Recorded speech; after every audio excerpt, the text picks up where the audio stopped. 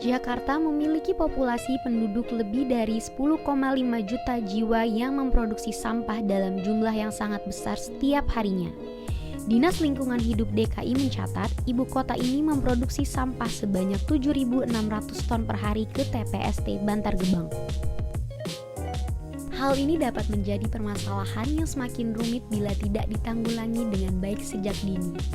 Untuk itu, diperlukan adanya pengelolaan sampah yang baik dan benar guna mengurangi timbunan sampah yang semakin menggunung setiap harinya. Seperti yang terjadi di tempat pembuangan sampah Kelapa Gading, Jakarta Utara.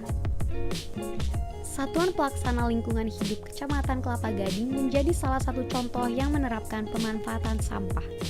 Di sana mereka memiliki terobosan seperti bank sampah, biokonversi maggot, dan composting.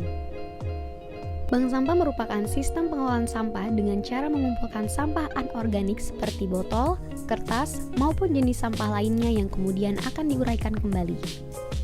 Para petugas kebersihan di sana memilah sampah sesuai dengan jenis barangnya terlebih dahulu, sebelum diolah menjadi produk yang berguna.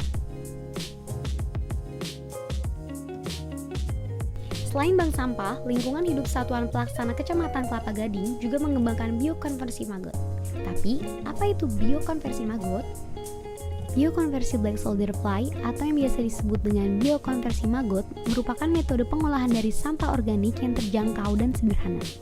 Hanya memerlukan larva lalat BSF untuk menguraikannya. Pemilihan lalat jenis ini bukanlah tanpa alasan. Selain kemampuannya meredukasi sampah, lalat BSF bukanlah vektor pembawa penyakit sehingga sangat aman untuk dipelihara. Baik, langkah-langkah dari maggot atau pengurai sampah itu kita bisa mulai dari baby maggot. Baby maggot itu bisa berumur 5 hari sampai 7 hari, itu dia sudah bisa memakan sampah atau mengurai sampah organik. Dari 1 kg maggot itu bisa mengurai sampah sampai 3 kg sampah organik. Saat ini proses dari berfungsinya maggot atau tidak itu efektif, alhamdulillah. Dalam 1 bulan terakhir atau 2 bulan terakhir kita bisa mengurangi hampir 1 ton sampah dengan mediasi atau teknologi maggot ini. Siklus maggot itu seperti ini.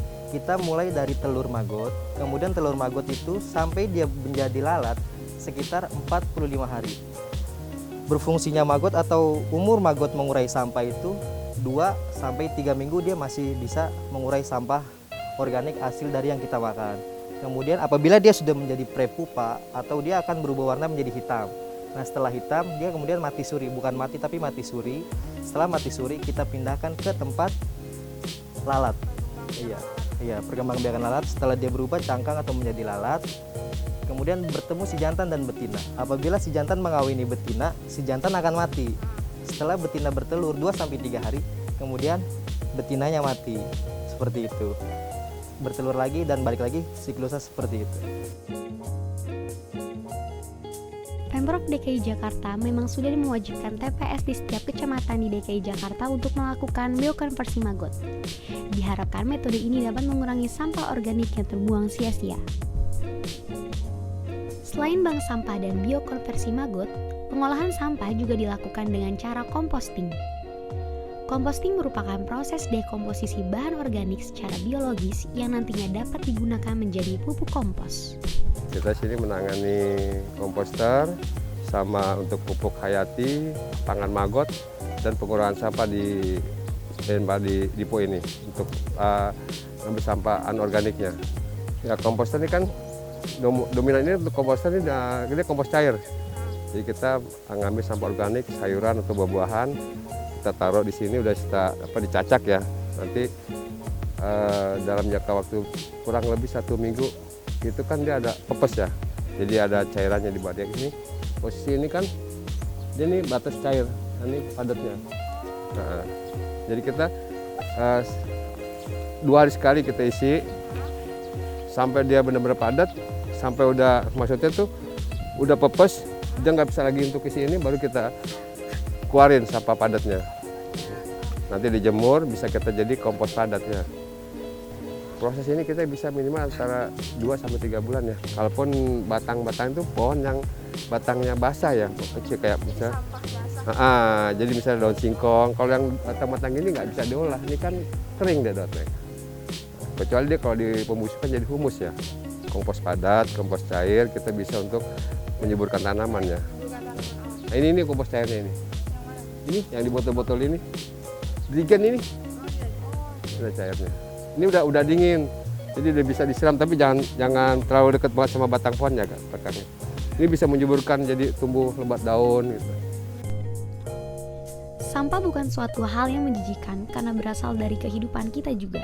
Tidak hanya pemerintah yang berperan dalam mengurangi sampah, tapi juga kesadaran dari masing-masing individu untuk membuat bumi menjadi lebih baik.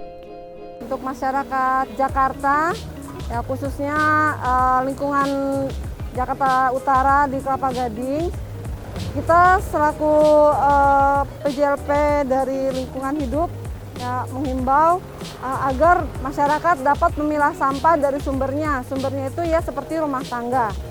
Di rumah tangga itu kita kan pasti ada sampah. Sampah itu bermacam-macam. Ada sampah organik dan sampah organik.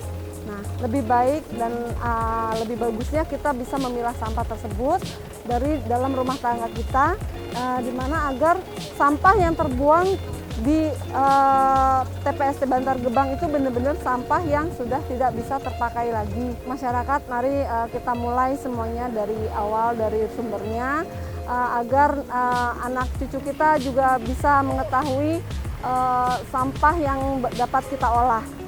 Kita dari tim 3R, semoga masyarakat Indonesia, khususnya Jakarta Utara, bisa membantu kita dari lingkungan hidup untuk memilah sampah. Salam 3R.